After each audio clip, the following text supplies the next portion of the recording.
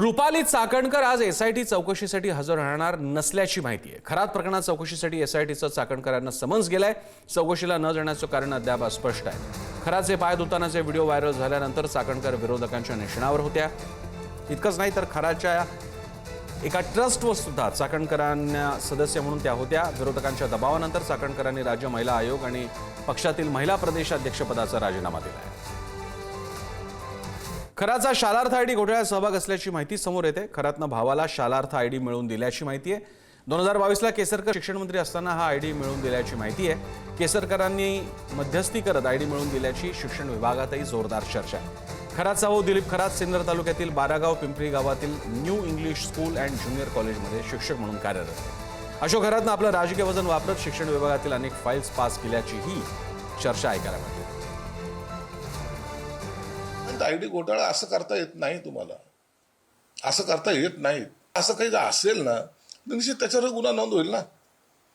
तुम्ही एक लक्षात ठेवा की या प्रकरणामध्ये जे महत्वाचे 2-4 मुद्दे आहेत, एक तर सर्वात महत्वाचा महिलांवर केलेला अत्याचार, दुसरा याने बेशुभी जमवलेली मालमत्ता, तिसरं याचे इतरांशी असलेले संबंध, त्या संबंधाचा यांनी गैरवापर कशा पद्धतीने केलाय किंवा त्यांचा याच्यात काय संबंध आहे, हे तिसरं, या सगळ्या गोष्टीचा उलगडा तुम्हाला काही दिवसात पाहायला मिळेल।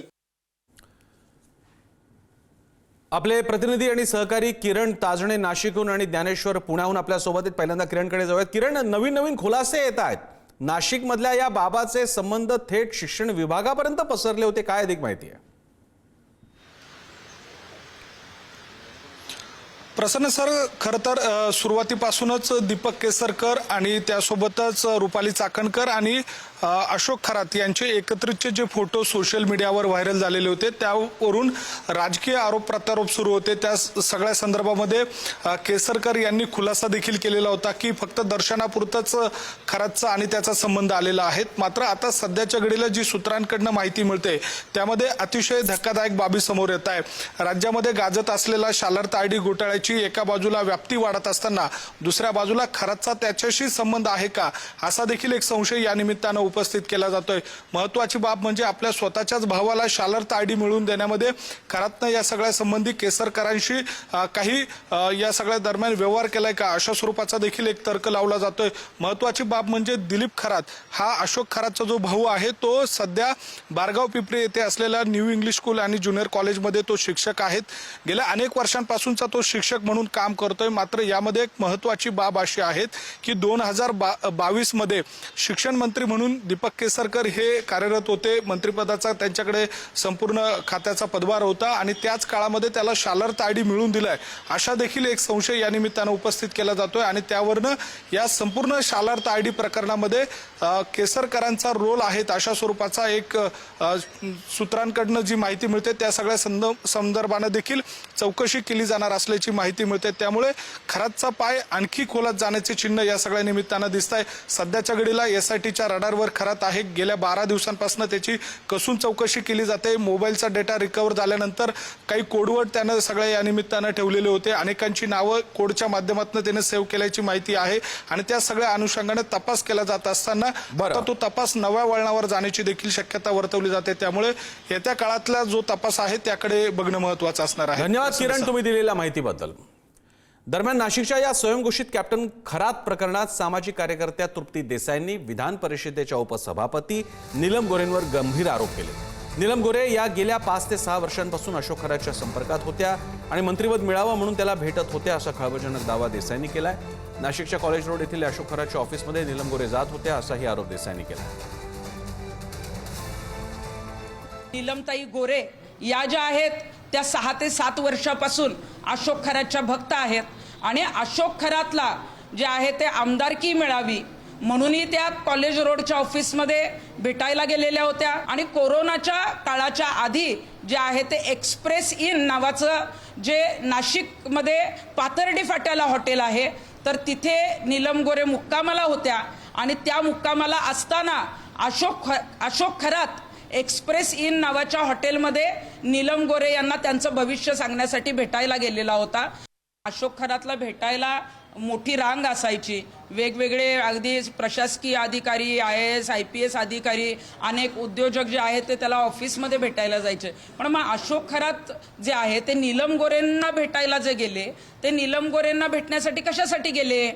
मग फक्त नीलम गोरे जर त्यांच्या मंत्रिपदासाठी आणि आमदारकीसाठी तिथं जात असत्या तर त्या ऑलरेडी त्यांच्या ऑफिसला गेल्या होत्या. मग आता हवाला रॅकेट जे आहे त्या संदर्भातले काही पुरावे जे आहेत ते समोर येत आहेत, काही जे आहेत ते वेगवेगळ्या आर्थिक देवाणघेवाणीचे व्यवहार जे अशोक खरातचे आहेत ते समोर येत आहेत. मग याच्याशी नीलम गोरेंचा काही संबंध आहे का, याची चौकशी आता SITने करणं गरजेचं आहे.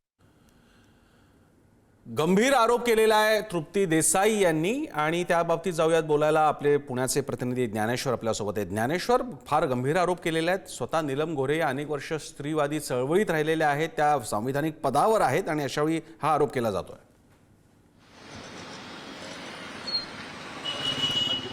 आज सकाळी तृप्ती देसाई यांनी पत्रकार परिषद घेतली. त्यातले आरोप आपण ऐकलेले आहेत. संध्याकाळी 5-5:30च्या दरम्यान पुण्यात नीलम गोरे यांची आज पत्रकार परिषद देखील होणार आहे. अर्थात ही पत्रकार परिषद पूर्वनियोजित पत्रकार परिषद आहे आणि या सगळ्या पत्रकार परिषदेमध्ये नीलम गोरे स्वतः या सगळ्या आरोपांना काय उत्तर देतात हे पाहणं महत्त्वाचं असणार आहे. कारण अशा पद्धतीनं केसरकर किंवा अन्य मंत्र्यांची, नेत्यांची नावं या सगळ्या प्रकरणासोबत जोडली गेल्याचं आपण पाहिलं होतं. इतकंच नाही तर 39 सगळे जे आमदार आहेत ते खरात बाबाकडे जायचे, अशा पद्धतीचा आकडा देखील समोर आल्याचं आपण पाहिलेलं होतं. मात्र या सगळ्यात थेट नाव घेऊन तृप्ती देसाई यांनी जे आरोप केलेले आहेत, दावे केलेले आहेत, ते पोलीस तपासणार आहेत का हेही पाहावं लागेल. आणि एकीकडे संध्याकाळी होणाऱ्या पत्रकार परिषदेत स्वतः नीलम गोरे काय नेमकं उत्तर देतात हेही पाहणं तितकंच महत्त्वाचं असणार आहे. धन्यवाद ज्ञानेश्वर, तुम्ही दिलेल्या माहितीबद्दल.